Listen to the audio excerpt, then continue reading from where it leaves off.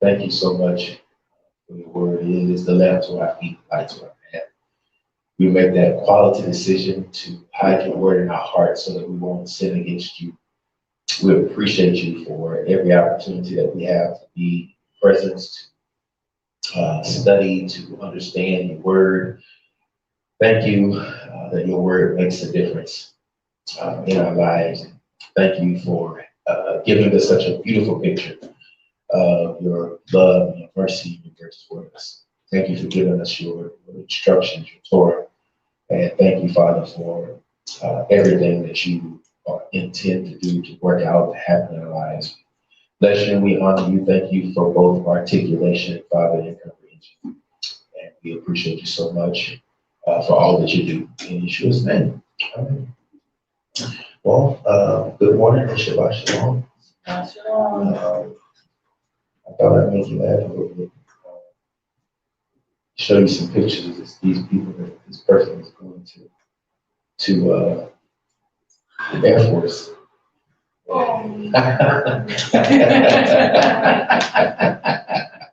You look exactly.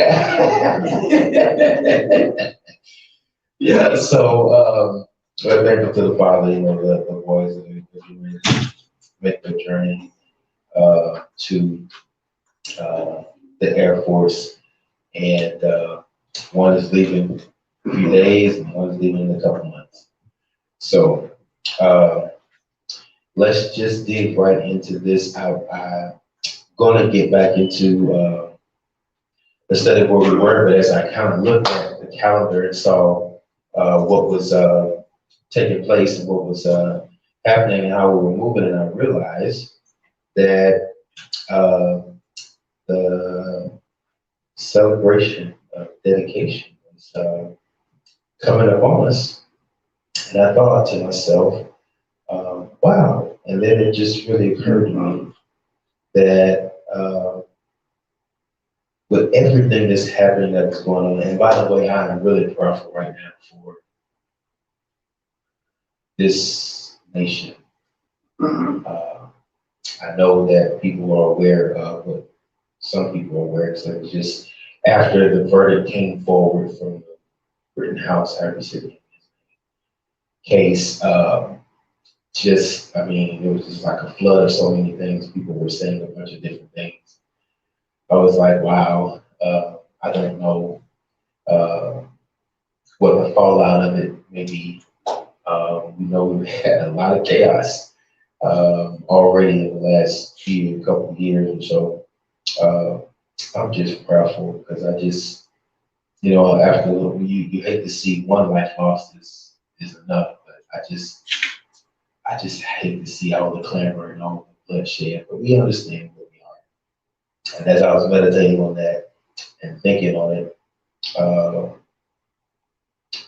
I was made aware again of the things that we were told by Yeshua about the latter days, about the end times, and it really made me think about how important our unity is, in the family, in the kingdom, how important that is to as we move into the craziness of the latter days. And so let's turn to Exodus chapter 25, because I wanted to take a little time. I talked about this once before, but it became so important to me and aware. So the next couple of weeks, I really want to take some time and look at this. When people see this particular piece of furnishing, this is not the actual one, but it was, and they just did a great job of building this thing.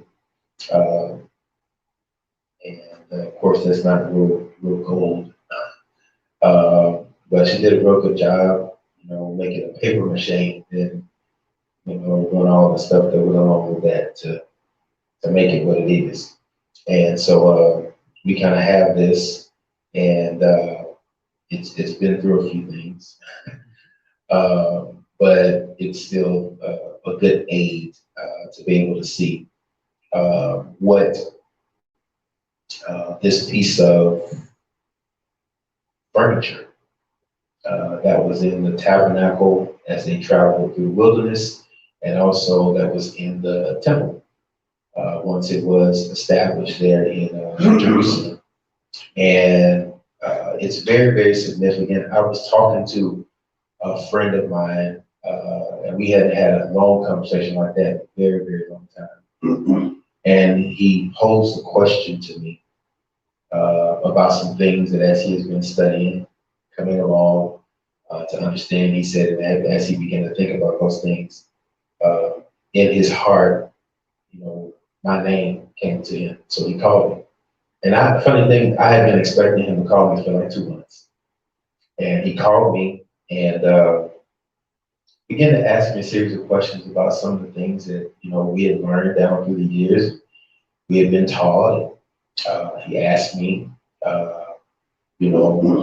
when the Messiah comes, how will he introduce himself and will he be comfortable with the things and practices that we have adopted and that we've been doing. We had a really, really long comment. The first, I think, of many, because he's preparing to, I guess, really move into a shepherding assignment.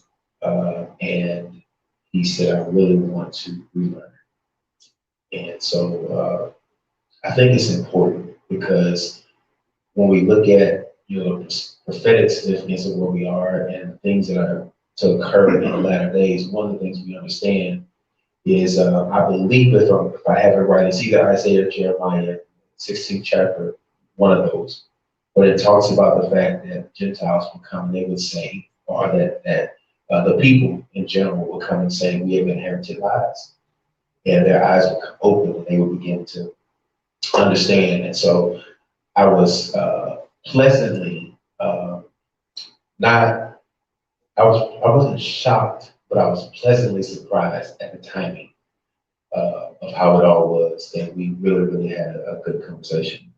So we'll be studying through some things more. So y'all just remember him. I'm going to say his name because we're wrong. But y'all remember him, just the guy that Demetrius was talking about. But Exodus chapter 25, we're going to find some information about this particular furnishing, how it was, how it came to be, how it came to be made, what it represents, because everything, you got to understand, everything that the Father had the people to do prior to the arrival of our Messiah, Yeshua, really had a lot of significance to do with him. And I was listening to this teaching, and the guy said, he made a statement, he said, it's interesting that for the longest time, we've said that we want to worship Father, we want to praise Yeshua, yet we don't find ourselves worshiping like Yeshua worship. I was like, that's a thought, why would we not do what he did? Why would we not, as the scriptures say, walk as he walked? Why would the things that he did be so against or be so opposite of the things that we do? Before we go to Exodus, just keep your finger on Exodus 25. No. We're going to start with Exodus 25. I'm not going to jump ahead. Let's do that. Exodus chapter 25.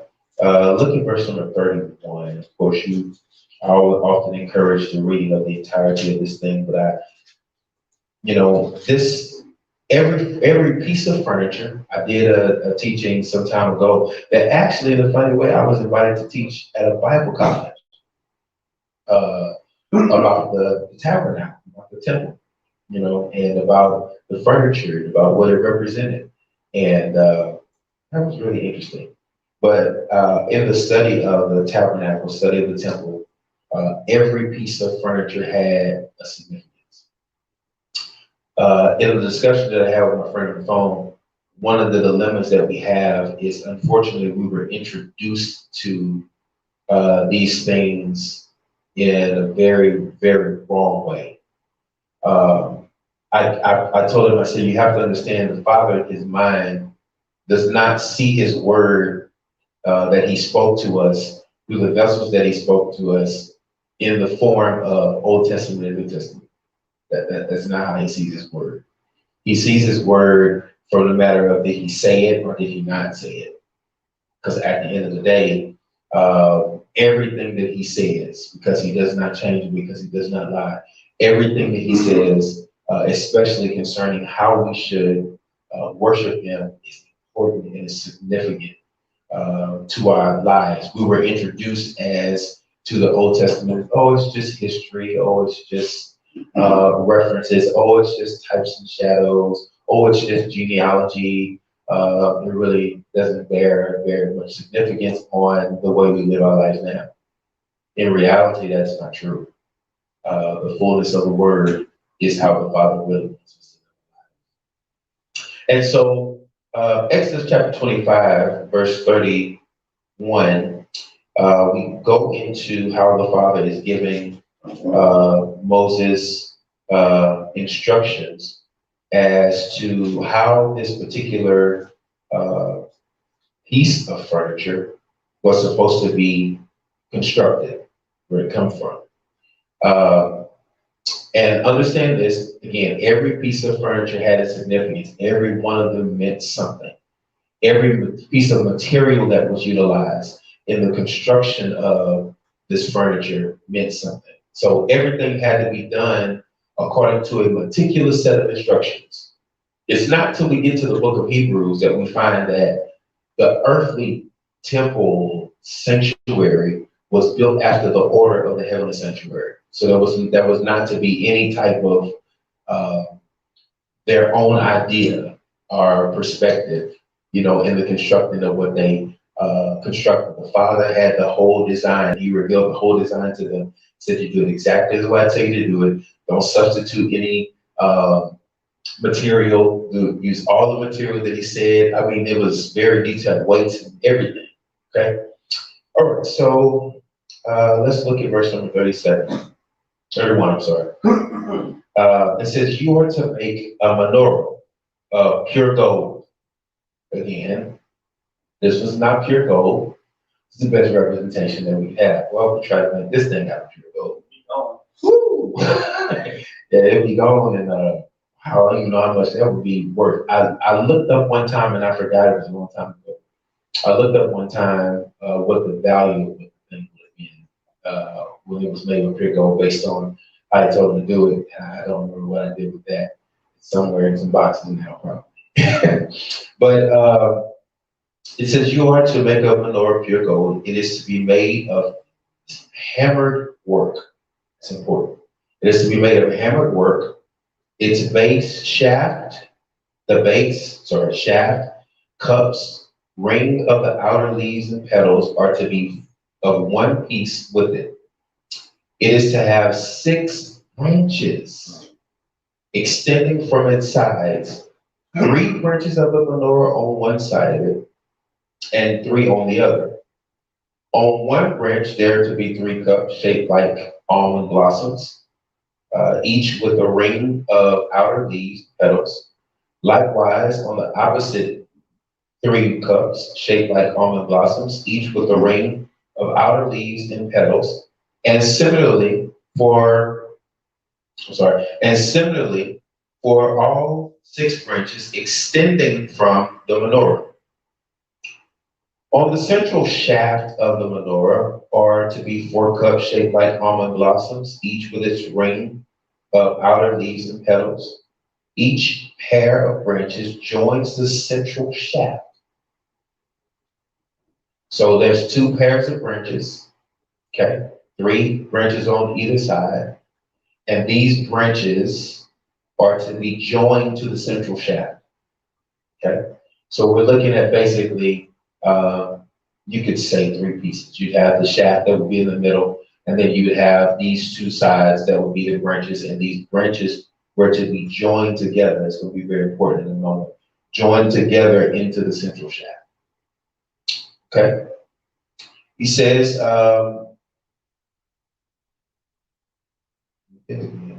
yeah, all six branches extended from menorah on the central shaft of the menorah are to be, no, where each pair of branches joins the central shaft is to be a ring of outer leaves of one piece with the pair of branches.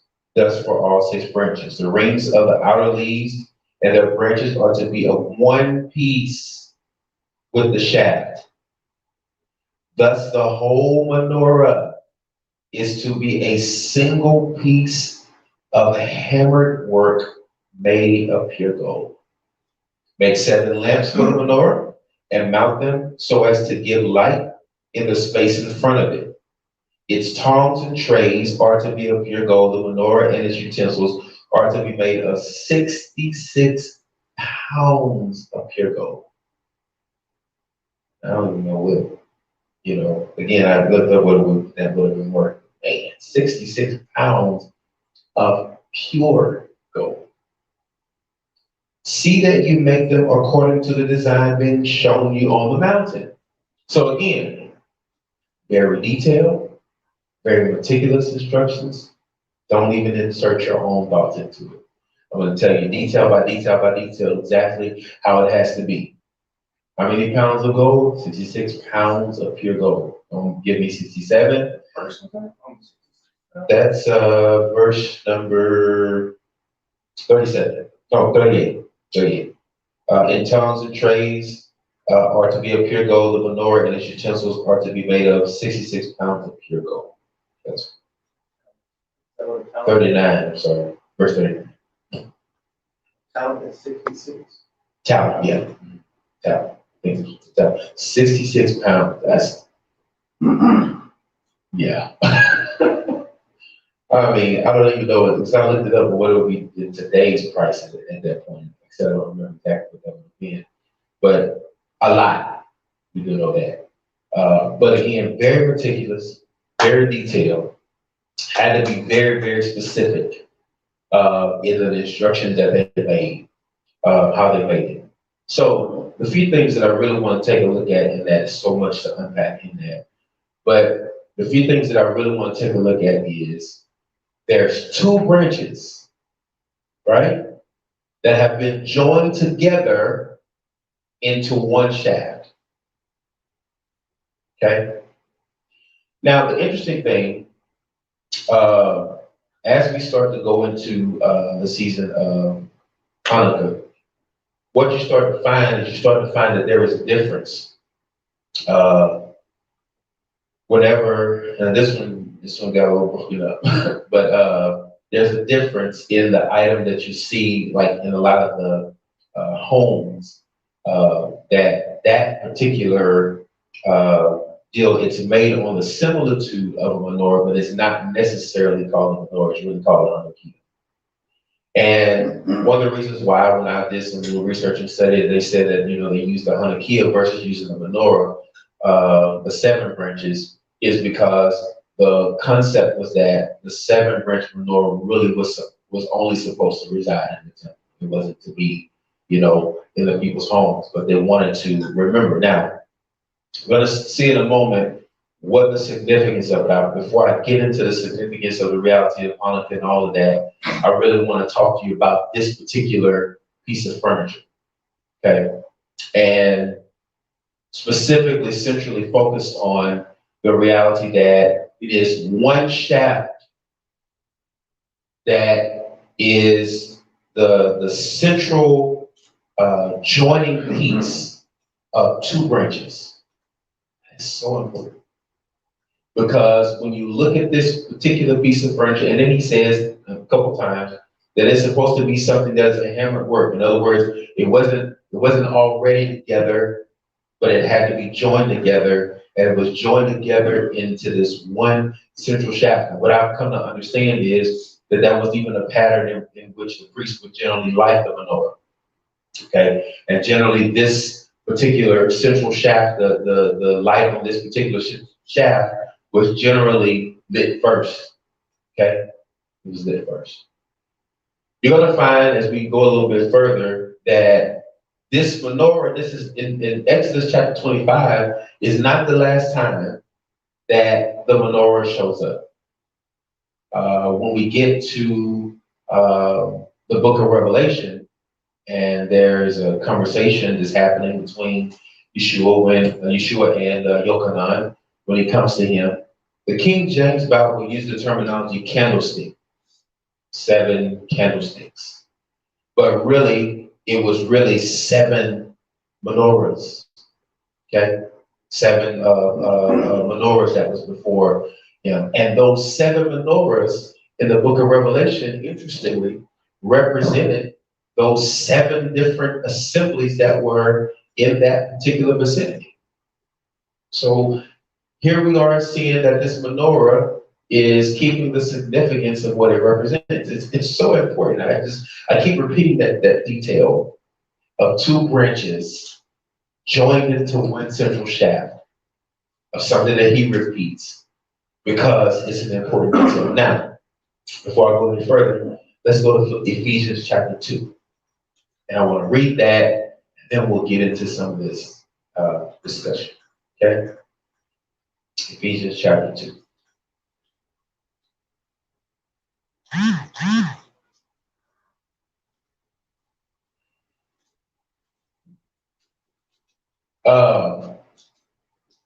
Now, I also want to discuss the reality of uh, division, okay? Because division can have two different purposes. In one case, you have an operation, an organization that can have divisions. Those particular divisions serve a particular function within an organization. However, those divisions that are within an organization are unified toward one mission, one goal, and one purpose. But then you can also have division that causes the stuff like strife and dissension and that conflict comes from. So there's 2 different types of the reality of division. There's a division for the purpose of operation, as far as things flowing in a particular order. And then there is division that causes the conflict. We have within the body, within the mishpachah, within the family, within the kingdom, we have divisions, but those divisions are designed to be working toward the same focus, the same purpose, the same reason, okay? The same mission, the same goal. The adversary, when he brings forth divisions, they're for the purpose of conflict, for the purpose of disorder, for the purpose of chaos. And one of the things that I believe wholeheartedly that type of division is not something that should exist among the believers, among us who are one of the family. The Father always had this real focus and emphasis of unity, of there being a togetherness, of there being a oneness that should take place. Let's look at Ephesians chapter 2, verse number 13. Ephesians chapter 2, verse number 13. It says, "But now you who were once far off have been brought near through the shedding of Messiah's blood. For he himself is our shalom. He has made us both one and has broken down, this middle wall basically of partition, which divided us by destroying it in his own body, the enmity occasioned by Torah, with its commands set forth in the form of ordinances." So he specifically addresses ordinances there. He did this in order to create in union with himself 2 groups, a single new humanity, and thus make shalom, in order to reconcile to Yah both in a single body by being executed on a stake as a criminal, and thus himself killing that. Also, when he came, he announced as good news, shalom to you far off, and shalom to those nearby. News that through him we both have access in one spirit to the Father. Oh, that's such good news. So then, you are no longer foreigners and strangers. On the contrary, you are fellow citizens with Yah's people and members of Yah's family, his mission. You have been built on the foundation of the emissaries and prophets, with the cornerstone being Yeshua the Messiah himself. In union with him, the whole building is held together, and it is growing into a holy temple in union with the Most High. Yes, in union with him, you yourselves are being built together into a spiritual dwelling place for God.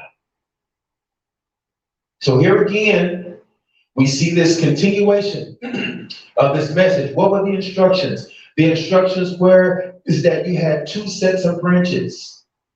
The two sets of branches were to be made into a work and joined together on a shaft. Here's what happened. An instrument, a piece of furniture was designed with the purpose of giving light. Light comes. Purpose of this particular thing was designed. This was designed to give light. That was the purpose. Designed to give light. But the making of it, the putting together of it, the piecing together of it, a hammered work was a work that was hammered together, put together into one, but joined together into one. Two different branches. Two branches that were to be put together into this one shaft to make one unified piece of furniture that gave light.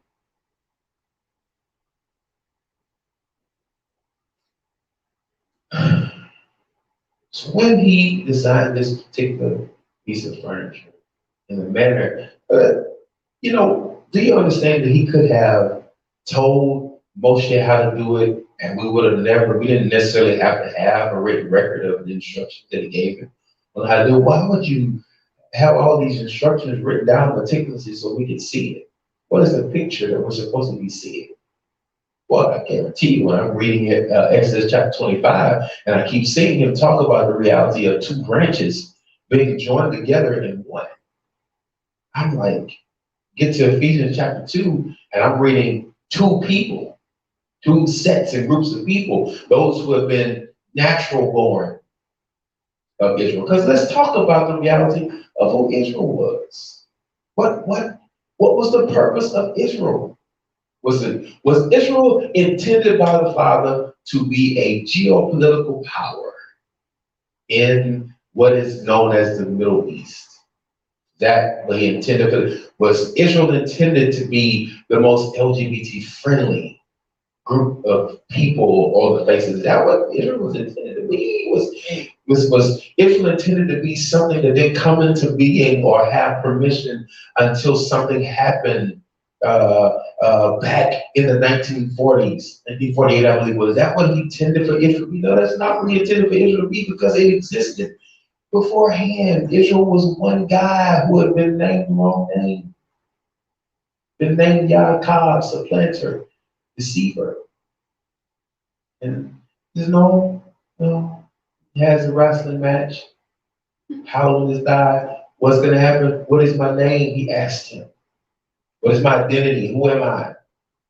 You no longer be called Yaakov, supplanter, deceiver. You will now be called Israel. Israel has sons, and Israel's sons become a nation of people. And we find the reality that Israel was not something that came to birth by anything that happened by the mind of the United Nations. Didn't have to have the permission of a Balfour Declaration to come into being. Israel came into being at the moment that the Father spoke to Yaakov and said, your name will no longer be the deceiver. Your name will now, you are a prince with the Father. You have power with the Father. Israel. And so through the prophet Isaiah, let's look at what Isaiah says. Through the prophet Isaiah, let's look at that, chapter 42. Isaiah chapter 42. And let's look at verse number 6. Let's see why would Israel have come into being? Why would they have come into being? Isaiah 42, verse number 6. See here. Let's look at verse number 5. Thus says Yahweh, who created the heavens and spread them out, who stretched out the earth and all that grows from it, who gives breath to the people on it and spirit to the people who walk on it. I, your Elohim, called you righteously. I took hold of you by hand. I shaped you and made you. I shaped you and made you. I shaped you and made you. He made this people, right? I shaped you and made you a covenant for the people to do what? To be a light for the nations. I made you to be a light. No, wait. He shaped them and made them covenant. And the purpose of him shaping and making and creating this nation of people that we refer to, the people that he called Israel, was to be a light to the nations.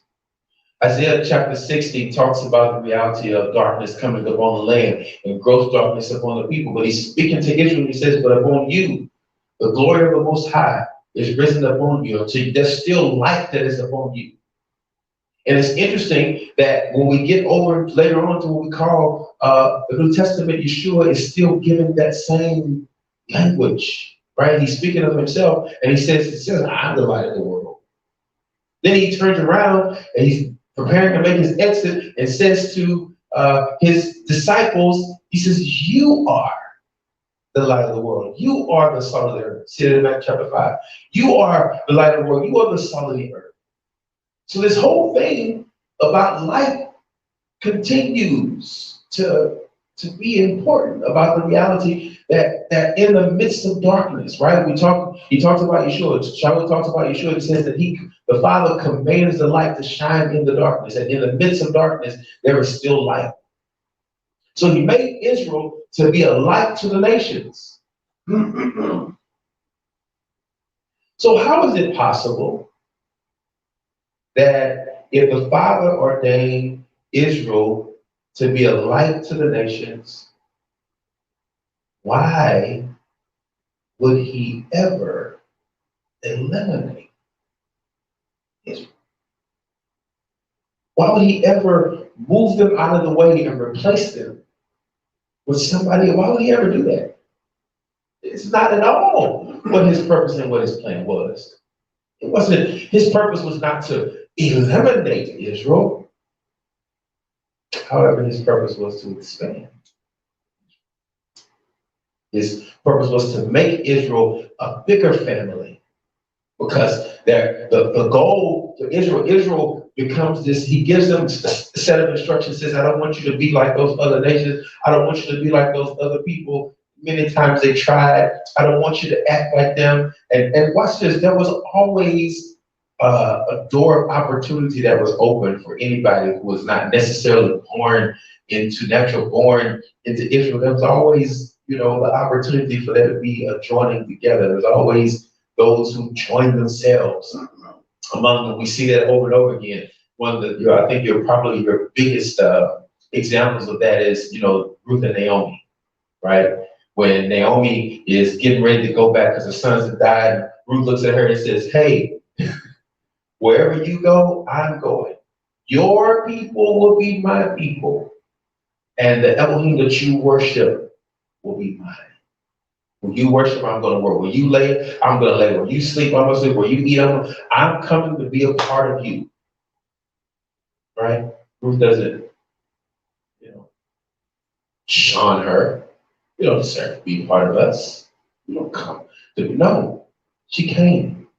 She joined herself together with Naomi. So the Father always had this in mind. When we understand the reality and the nature of what it means to be chosen, sometimes the one perspective on being chosen, sometimes when we use the terminology, well, why did he choose? He chose, and he chose it, which means that if he chose it, that means it's not for you, because he chose me. But in reality, he chose Israel, gave them those instructions, and told them, I want you to be a light to the nation. In other words, I want you to be a prototype. I want you to be an example. I'm going to introduce to you a culture that is opposite of the culture that you have to live around. And I want you to adopt this culture because these are my instructions that I've given to you. This is the culture that I want you to live according to. In spite of what you see around, remember, Israel, you're light. You don't copy darkness. You're light. You're never supposed to copy it. Because his intention was that at some point, just like this menorah was built, where there was one shaft, and there was 3 sets of branches on one side, 3 sets of branches on the other side that were hammered together. Isn't it interesting that we're talking about a hammer that was used to create this one piece of furniture? It was hammered together, a work that was hammered together into one. And the way that those who are natural born are part of the family, the Mishpachah, and those who are not natural born in the Mishpachah become joined together by what happened, on the execution stake of Yeshua. Something is hammered into his hands, hammered into his feet. So interesting. And again, there's no detail that's wasted. Everything was specific. Everything meant something. So let's look. 7 lamps, 7 branches, 3 branches on each side.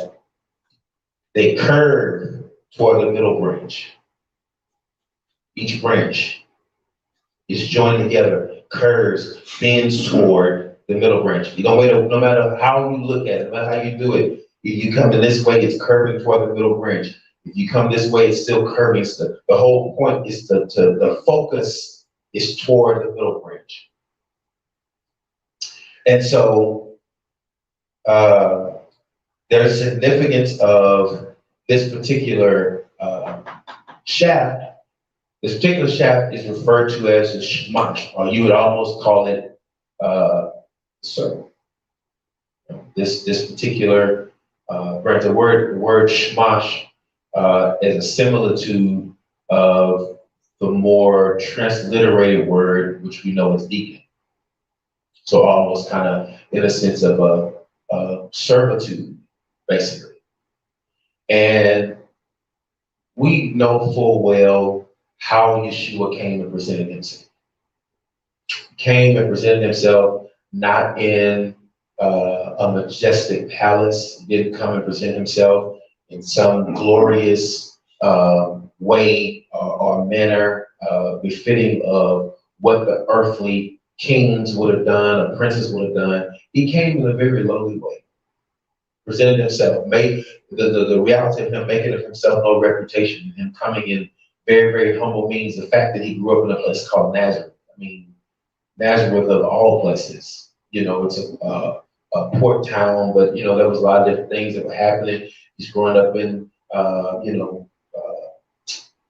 mediocre circumstances. I think it was Isaiah said that he would come up as a tender plant out of dry ground. That was the presentation that was made of him. And so he comes. He's born into these circumstances. That just don't really. It was one of the reasons why the blindness of the eyes of the Israelites at that time could not perceive him. I mean, he didn't come in some magnificent way. When he came into the gate on the day that was prophesied in Psalm 118, he came in a very humble way. He comes on the back of a donkey versus coming in on some majestic white steed. There were times we read the passages where people tried to, at one point in time, they wanted to crown him. He escaped from among them, right? He's like, no, no, no, no, no. He's talking to Pilate and saying, my kingdom is not of this world, right? So he comes, he humbles himself, submits himself to the will of the Father, does stuff like, Yochanan, who is beneath him really in reality, because Yochanan just told the people, the one that's coming after me, I'm not even worthy to put his sandals on, right? But yet he comes to him and says, no, no, no, suffer it to be so, so the will of my Father. You have to immerse me. Talking to his disciples, those who were beneath him, who needed his redemptive plan to take place, those who needed his sacrifice. He comes to them and wipes the dust off of their feet. Comes in a very humble manner, in a very serving manner. And so what we find is that when this particular light is lit, this light lights. And that reality is the truth about who Yeshua is. He's the light of the world. And with him being the light of the world, and he, because of him being the light, we can only have light because he gives us light. All right? John talks about him right in the first chapter of John. Word became flesh, dwelt among us. We beheld his glory, the only begotten of the Father, full of grace and truth. And he talks about his life, and his life was the light of men. So the Father created this particular instrument, and this particular piece of furniture, the purpose of it was to give light. But it was two branches made into one, joined into one shaft. And those two branches joined into one shaft is to give light. But you understand his purpose is still the same. Let's look at this. Go to Hebrews chapter 8. Hebrews chapter 8.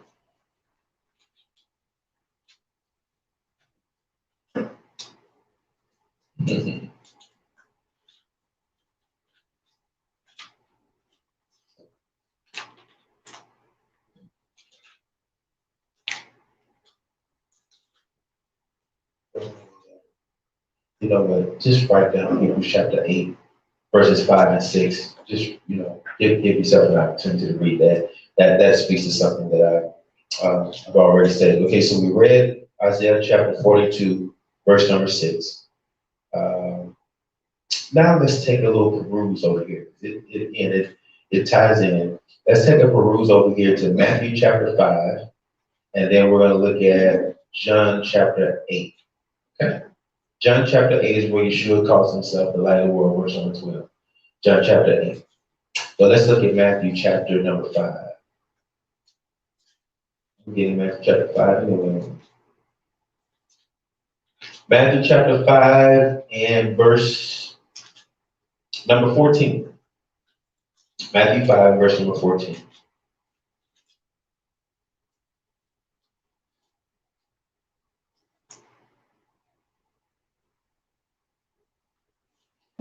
You are light for the world. A town built on a hill cannot be hidden. Likewise, when people light a lamp, they do not cover it with a bowl, but put it on a lampstand, so that it shines for everyone in the house. In the same way, let your light shine before people, so that they may see you do and praise your Father in heaven. Then he goes right there talking about he didn't come to abolish the Torah. So he says again, you are the light of the world, right? So we got two different times where Isaiah chapter 42, where we're told, Israel is told, you were made to be a light to the nations. Then we got Yeshua talking to his people saying, you are the light of the world, right? So both sides, both sets of branches are intended to do the same thing. Both sets of branches are intended to produce light. right? Light, the light was produced by the oil that was in the lamps. And I'm not gonna have time to just get into all the lamps yet.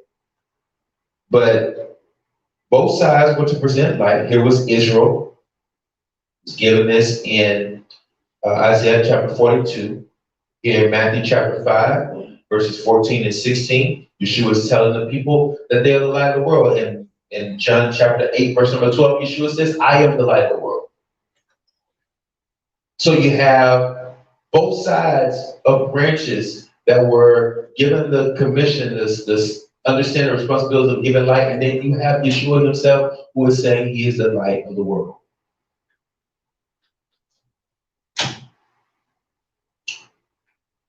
So when you look at this particular menorah, by now, it ought to be clear that this menorah, and when I say this, sometimes when I say this, there's such a response from people like, whoa, like, why would you even? But here's the reality, okay? If there was any symbol that the Father ever wanted or brought forward to represent his body, his people, it's the menorah, not the cross. Am I saying that the cross has no significance? No, I'm not saying it. I'm not saying it because when you look at it, of course, you see the picture, right? One of the things we find, one thing when I was studying about, redemption, of course, we understand what the towel looks like, right? The towel looks like a T, right? And when you look at that particular execution stake that Yeshua was on, it had that same shape of a T. Well, there's a significance. Nothing without detail, nothing without purpose, no detail is without purpose. And the word sign, okay, in the Hebrew, when you look at the letters, the word sign means the leader, seal means the leader nailed to the sign. Tav is sign. So the leader, Resh, the head of it, the leader nailed to the sign is the seal. Okay, seal, redemption, seal approval, those kind of different things like that. So the reality is that Yeshua, really again, the central focus of all of it. If I were to just give you the clarity, Yeshua is going to be this shaft. He's going to be the central piece. Always the central piece. Yeshua. The Torah, bricked, Hadashah, New Testament is what it's referred to, renewed covenant, However, Yeshua always the central focus, center of it all. Without him, without this central shaft, these two branches are not connected. The two sets of branches are connected because of the central shaft. Both of them having to be joined together in him. One. Okay? There's this unity that exists. We see it in Ephesians chapter 2. When he's talking about these two groups of people, those who are natural born and then those who are grafted in. When we see certain terminology, and I'm using the King James vernacular because a lot of people will be more familiar with the King James vernacular if you're a student of it. When he uses the term grafted into the vine, how could you be grafted into something that's been replaced? How is it possible? Right? So Yeshua makes himself clear. Here's another statement that he makes. I am the vine. You are the branches. Nothing could exist without me. So in him together, we all exist. He's that central shaft. He's that one that came in the likeness of servitude, the one that came in the likeness of humility. And because of the reality of him coming and establishing and being that focal point and that central point, he joins us together into one. Guess what? The purpose is the same. When we are joined together into one, those natural born into the family, and then those who are grafted in. Yeah, I was talking about the language. When we see grafted in, when we see accepted into the beloved, right? We see in Ephesians chapter 2, if you read the fullness of Ephesians chapter 2, he says, you guys were aliens, not the people on spaceships. Okay, alien. We're talking about Mars folks, right? He's talking about those who are not associated with commonwealth, covenant that he established with his people Israel. He established the covenant with his people Israel, not just so it can be exclusively theirs. He established the covenant with his people Israel, so that this covenant could be established because mankind messed up. Step outside of what the Father had desired. And so, we got to participate with him because he set a bar, he set a rule. He said, I'm going to give humanity, and I'm going to give mankind the beginning of the earth. Mess that up. So he says, I'm going to come back in, I'm going to do it according to how I set it up. And I'm going to come and I'm going to do it for humanity. So I'm going to come and put myself on a body, right? And put my body, and I'm going to come, and then I'm going to redeem you. Okay, I'm going to do it as a man. Okay, as one who is fully man and one who is fully Elohim. So I'm going to come and do it for you. So he brings together, he reconciles, brings together humanity into my Hebrew Bible uses the terminology, one new humanity. Basically, he creates a people. Okay, both groups of covenant people, that covenant established one way or the other, which requires us to dispel all the arguments. You remember Shaul was dealing with the group that was telling the new people who were coming in, who were new converts, who were coming out of the different other belief systems, and they were coming into the fold, and they were arguing about should it be circumcised, should it not be circumcised. And Charles says, there's a different kind of circumcision. There's a circumcision of the flesh, you guys have a lot of pride about, right? But if you get the circumcision of the flesh and nothing happens to your heart, then hey. Then there's the circumcision of the heart. That brings us, it kind of makes us all one with him. You're talking about just that circumcision of the flesh. And so you're telling these people, these guys, they're adults. They came from a different culture. They came from a different group of people. They didn't have that same covenant that had been established for, going toward the 8th day, this son was to be circumcised. They didn't have that, right? But does it mean that they're not a part because they're not circumcised in the flesh? What was happening? They were doing this thing where they were heaping this legalism, trying to heap this legalism upon the heads and minds of all the people. He says, don't do that. Because what brings us all together is not the bloodshed and the circumcision of our own flesh, but it's the bloodshed of Yeshua that brings us all together, united into one single unit, and we give life. We give life. Let's look. Let's look at Zechariah chapter 4.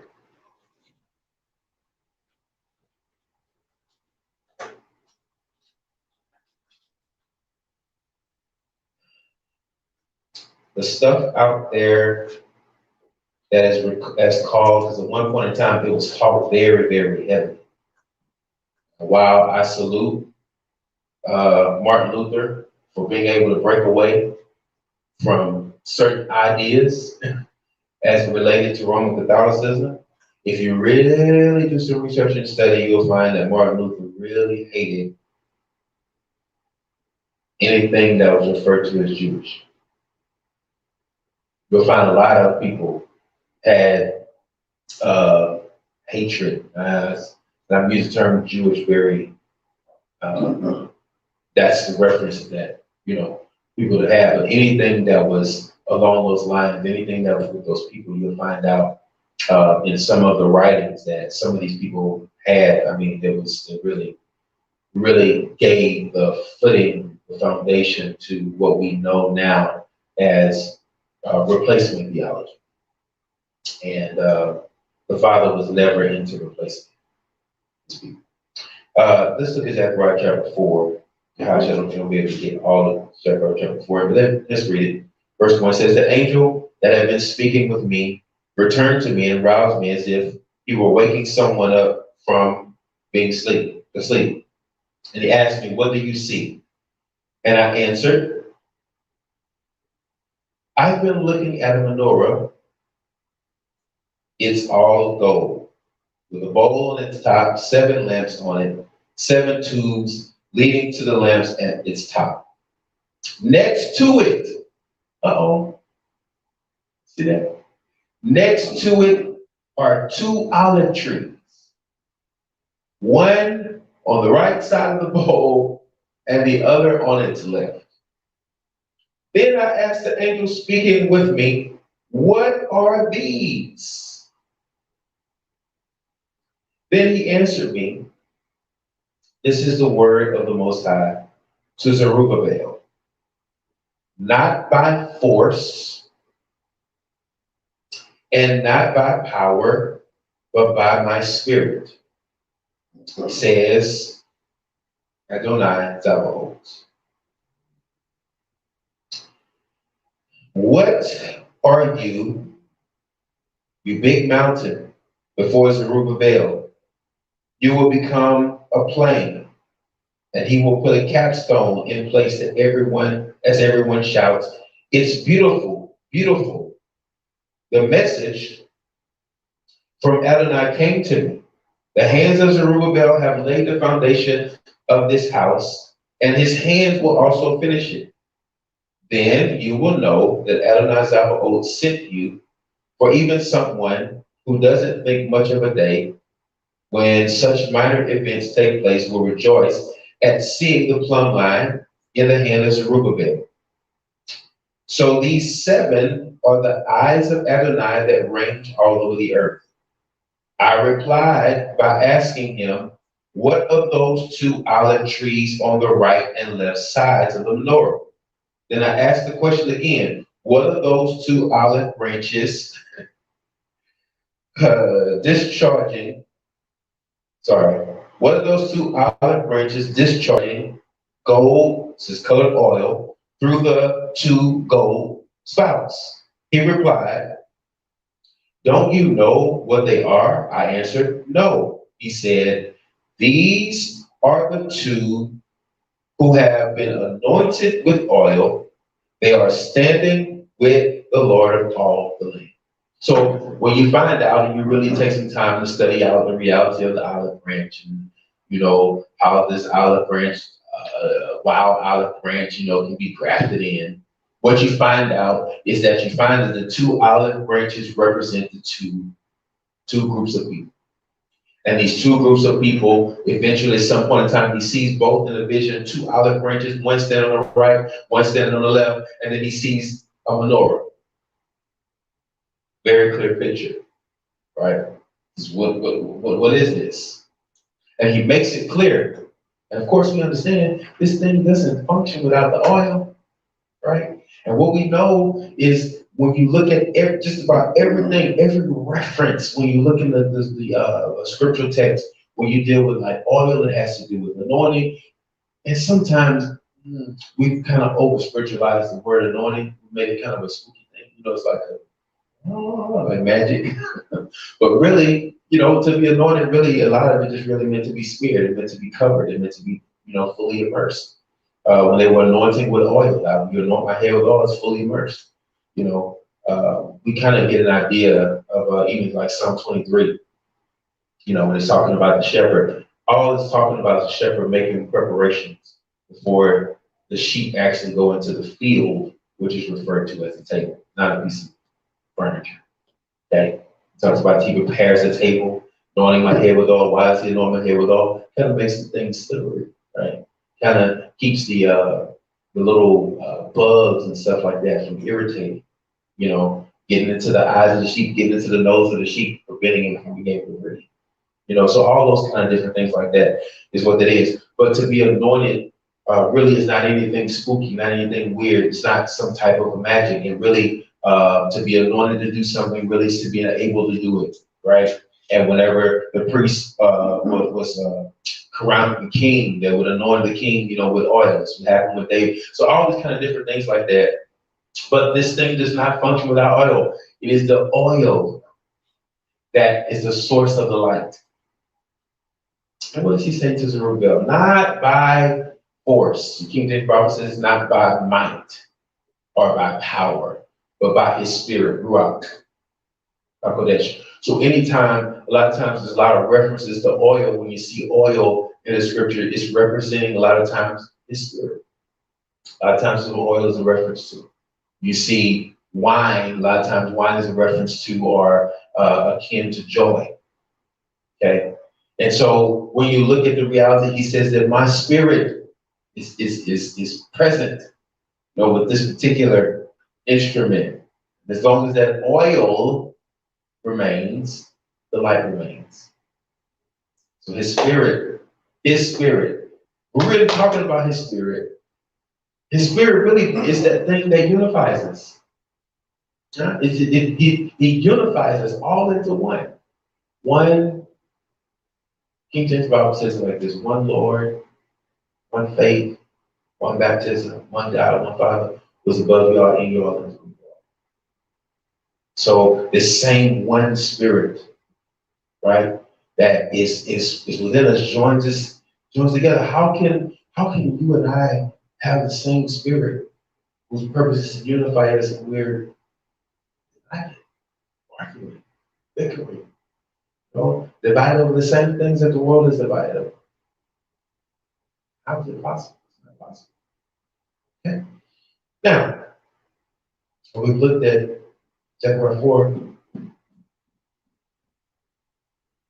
by the way, the reference I made earlier, I'm denying you the branches is during chapter 15. But I want to look at Romans chapter 11. Romans chapter 11 is significant to the reality. When you see, every time you see the menorah now, the reference that you should have, let me put a note, let me put a pin here real quick.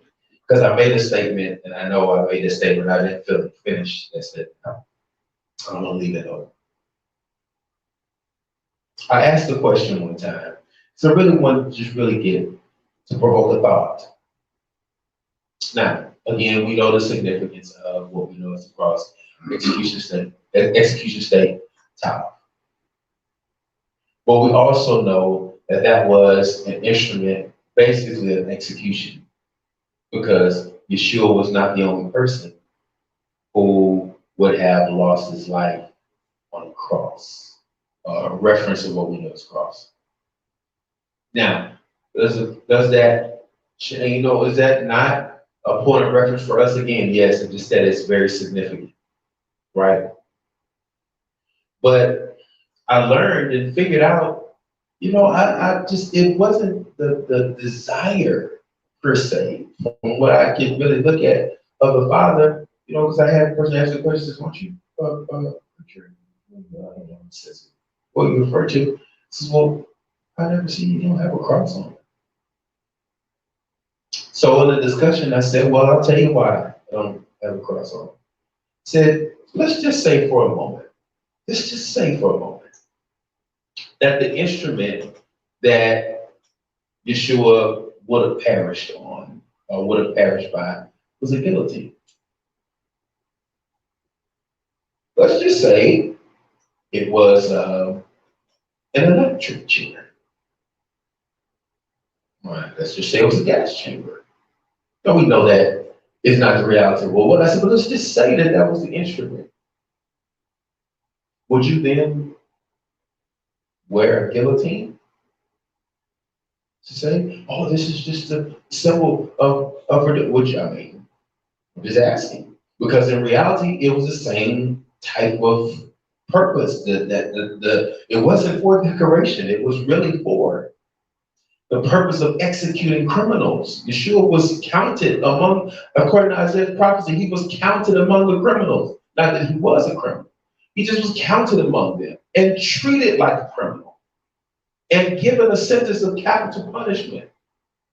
And then this particular instrument that was used to execute him or expunge his life happened to be a wooden stake. Many references refer to as a tree. So it happened to be that was the instrument that he lost his life on. Am I beating you up for having a cross? I'm not beating you up for having a cross. You said, think about it.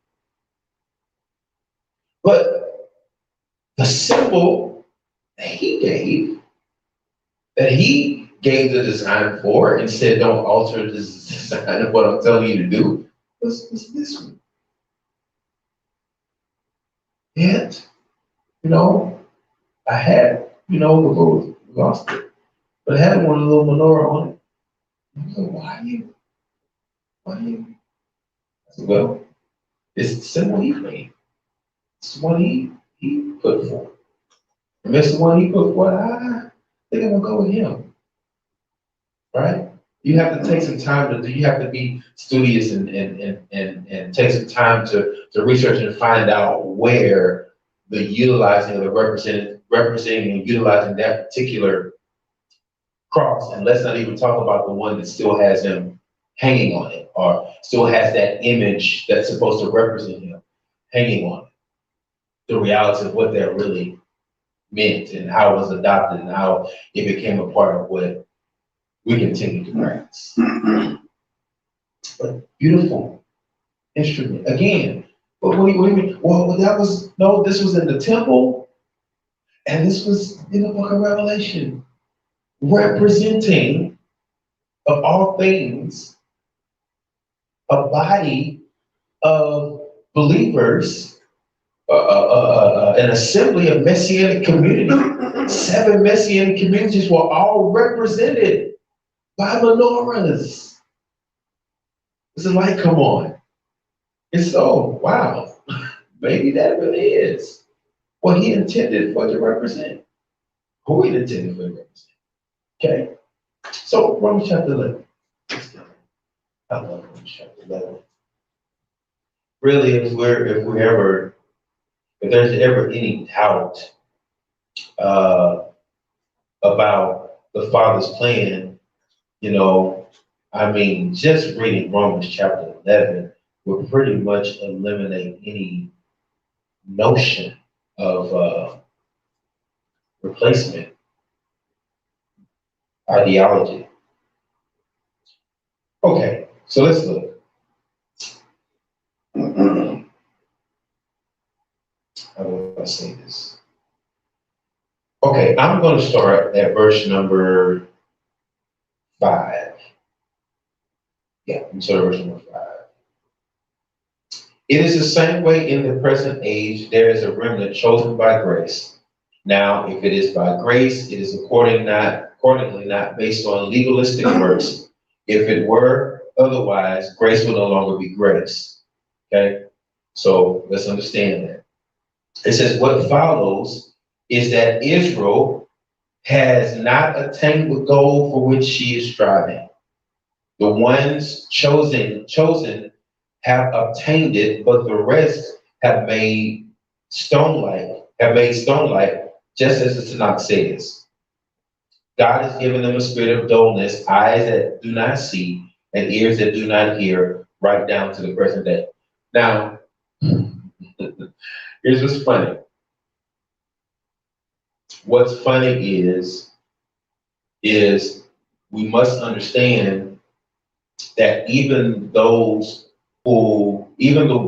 ones who are natural born seed of Israel must understand the significance of the embrace of Yeshua as Messiah.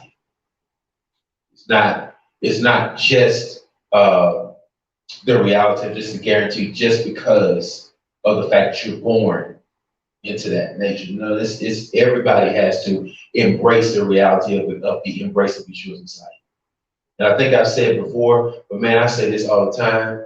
If you come to the place and to the point to where you have just come where it's a complete denial of the reality of Yeshua as Messiah. The best I have is, we can talk about it. I won't debate it because that's confirmed, settled in my heart. But man, that's a really dangerous spot, and not accepting Yeshua's not on either side. On either side. Okay. So it says, as David says, let their dining table become for them a snare and a trap, a pitfall and a punishment. Let their eyes be darkened so that they can't see, with their backs bent continually. In that case, I say, isn't it that they have stumbled with the result that they have permanently fallen away? Heaven forbid. Heaven forbid. Quite the contrary. It is by means of their stumbling and the deliverance that the deliverance has come to the Gentiles, the Goyim. So as a result of Israel stumbling at, natural born seed stumbling at the reality that the promises and having eyes that can't see and ears that can't hear. See, there it is. Yes, there's a blindness in the reality of the eyes of Gentiles. But without accepting and embracing Yeshua, there's also a blindness in the eyes of the natural born seed. Everybody's eyes got to come on so they can embrace and they can really see. So he says something that the deliverance has come to the Gentiles. Watch. In order to provoke them to jealousy. Now, I encourage you to do this. Pseudo scripture, Deuteronomy chapter 28. I want to say probably down to Deuteronomy chapter 33. Gives a very, very clear reality of Israel, and this is something that's been repeated over and over and over again, but it talks about the reality of, a lot of times we stop at blessing the city, blessing the field, blessing you go, blessing you come in, that kind of stuff. When you read a little bit further, when we get to the part where it says, you don't obey me, you don't listen to me, you don't hear me, all these different things are going to happen. It goes a little bit further, and then I think when you get around to about chapter 33, if my memory serves me correct, you start to see that Israel starts to realize that they disobeyed, that they walked away, and then he begins to talk about some of the things that were going to happen, that they were going to see, that they were not going to be experiencing. I need to pinpoint that for a moment. There's never been a time where Israel was in disobedience to the Father and enjoying his blessing. Never been a time.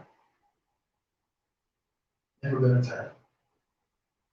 It's never been a time in history. It makes me think. Never been a time in history where Israel was disobedient to him and enjoyed the bounty of his blessing. There's never been a time. And the reason why there's never been a time is because he said to them, when you don't obey me, this is what happens to you. He doesn't lie. He doesn't lie. Sometimes when you're looking at the prosperity, quote unquote, it says whatever the people are enjoying, you gotta realize that all of it is not coming from the Father. Some of it is coming from very wicked sources and very wicked places.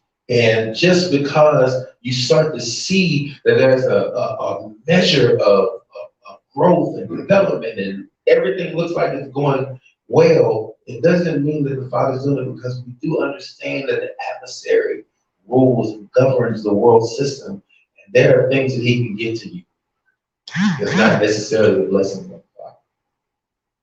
So I'm looking at sometimes just, people, certain groups that are enjoying what is billed as, this is, no, not necessarily. It's not necessarily that the Father's blessing is there upon that. That may be a temporary thing, right? Because any benefit you get from the adversary, it's always temporary. And there's always a higher price to pay on the back end of it. So the reality is that you got to really think about it. If there's disobedience, The Father's not blessing that. And nobody can convince me. You cannot convince me that uh, you know, being and watch this. Let me just say this. I know I'm on Facebook and social media and all this kind of different things like that. Because I'm making this statement and saying what I'm saying does not mean that I have an ounce of hatred toward LGBTQIA. I don't know how to say the rest of that. Okay. Doesn't mean I have any type of homophobia. I don't have a fear of these people. I believe, I can't make anybody make a choice, but by the same token, I can't agree with the choice that the Most High has clearly said to me in the instructions that I live my life by. It's okay. I can never agree. And what we can't do is we can't say that this disagreement equates to hatred, because that's what's happening.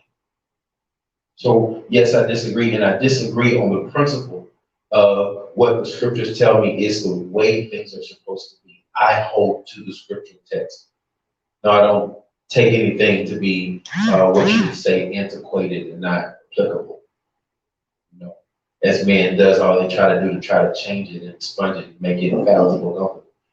So I cannot see where my agreement and where my accepting, embracing, in tolerance of LGBTQIA agendas, I can't see where that causes his blessing to be upon me as a nation. I can't see it. And if you're honest, we can't see it. I can't see where the killing of babies and those sort of things like that brings his blessing. Actually, it brings the opposite, brings his curse on the nation because of shedding innocent blood. So to say those things doesn't mean I hate you or that I don't feel like you are, because one thing I don't believe in, disrespect in a manner of calling your names or poking fun or, crude joke. I don't believe in that manner. I don't believe in that. And I don't believe that's according to how I'm supposed to love you. But I don't have to agree with you. And to say that we disagree categorically with the lifestyle, that we disagree with the practice, because it's what my principles say it is an abomination. And so the very fact that a geopolitical power, because I'm going to say it again, Israel is not a geopolitical power that exists in what's called the Middle East. That's a funny thing that when I learned geography in 5th grade, I believe it was, that I was told there were 7 continents, and neither one of those continents were referred to as Middle East. However, what is referred to as the Middle East, Israel is not a geopolitical power that got its permission to exist in the 1940s. And Israel is not a landmass in the Middle East. The land is of Israel. The land belongs to Israel, but the land is not Israel. Israel is a people. And that people exists all over the planet. That group of people exists all over the planet. They are 2 groups, one born in, yes, that must embrace, because both sides of the branches don't have a choice.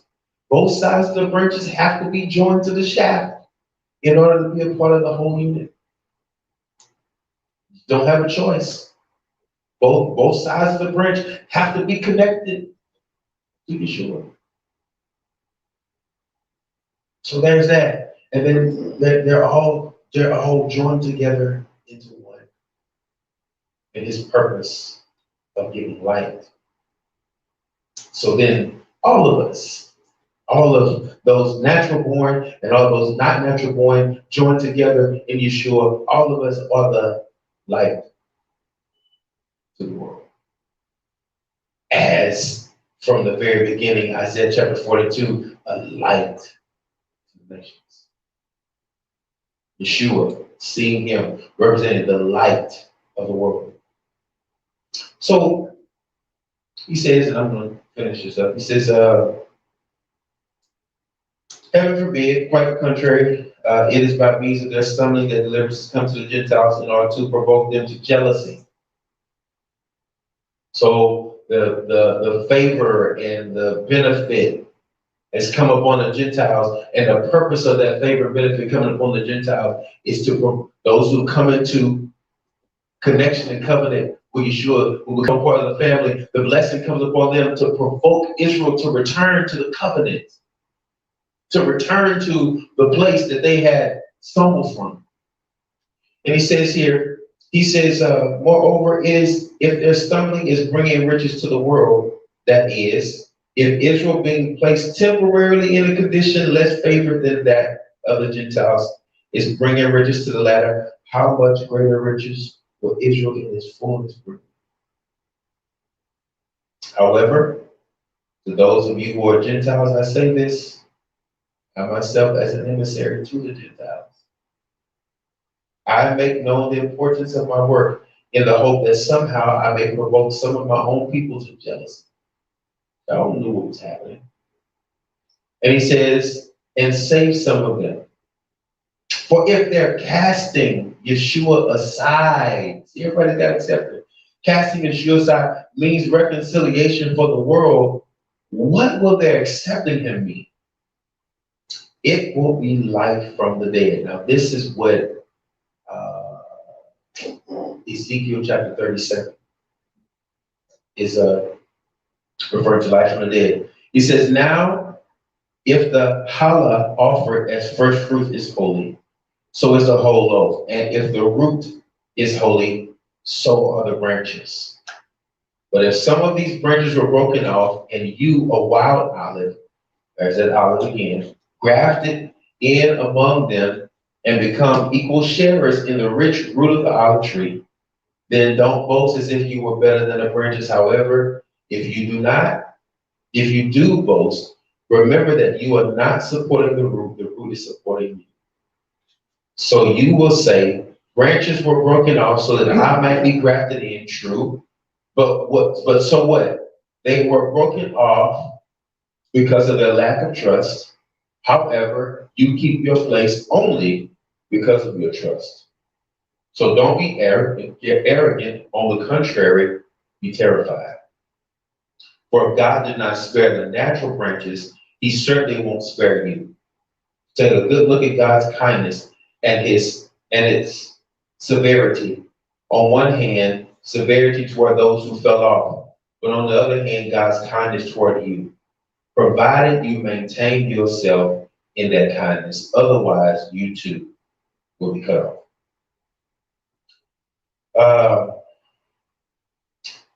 Gosh, I'm going to read the rest of that. Yeah, let me do it. Because you just don't get the context. Moreover, the others, if they do not persist in their lack of trust, will be grafted in because God is able to graft them back in. For if you were cut off, what is by nature a wild olive tree and grafted, contrary to nature, on into a cultivated olive tree, how much more will those natural branches be grafted back into their own olive tree? For brothers, I want you to understand this truth, which God formerly concealed, but has now revealed, so that you won't imagine you know more than you actually do. It is that stoniness to a degree that has come upon Israel until the Gentile world enters in its fullness. And that is in this way, that all Israel will be saved, as Tanakh says. Out of Zion will come the Redeemer. He will turn away ungodliness from Yaakov, and this will be my covenant with them when I take away their sins. So, and you can read the fullness of Romans, the 11th chapter, And that gives you the clarity where he says basically the same reality, that there was branches that were once a part of the tree that were cut off, right? And then there were those wild branches that were not a part of the tree that his intention was to graft in. So here he had to start again with Yeshua, who was the shaft. And the goal was to give the wild olive branches the opportunity to be grafted in, and then to give the natural olive branches the opportunity to be regrafted in. Where he is the vine, and we're the branches, whether that be natural seed or those who join by the covenant and by adoption. According to Romans 8. So when you see this menorah, we're going to look at it. We're going to look at it. We're going to look at it. When you see this menorah, we first represent, to understand that it represents the unification of two groups of people into one unit, centered in, grafted in, held in together by the one shaft, the vine, as one.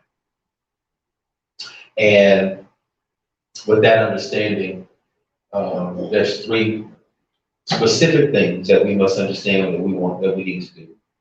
Write down Philippians chapter 2, verse number 6 through 11, because that talks about again with the shaft. So there's three things we have to do, or that his intention is for us to do. That is to unify, submit to the Spirit, let the light shine. That was his purpose for us. This piece of furniture represents that. Represents us. Join together in Yeshua. Giving light to the world.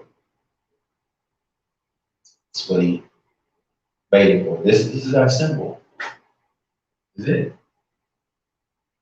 This is what he made. It's what he had Moses to make. And so this is the central figure in what we know as, or what's known as Hanukkah. Hanukkah really is the Hebrew word that means dedication.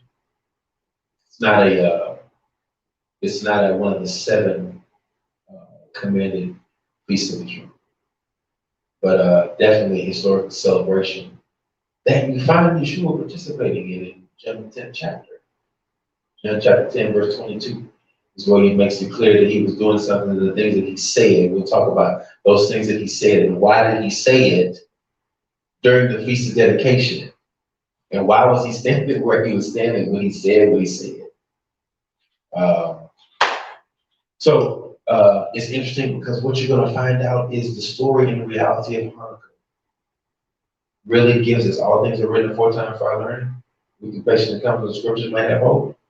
That when we read and understand the story, which is not in your 66 books, unfortunately, but was a part of the original grouping, when you read in the book of Maccabees, the reality of what occurred and what happened, that really happened,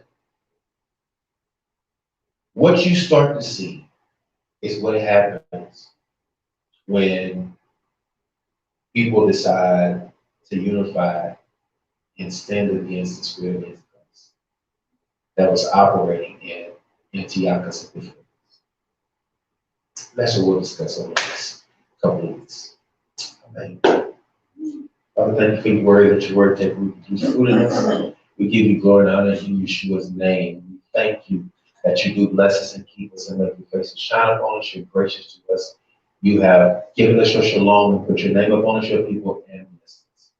We go in your care and comfort in Yeshua's name. Amen.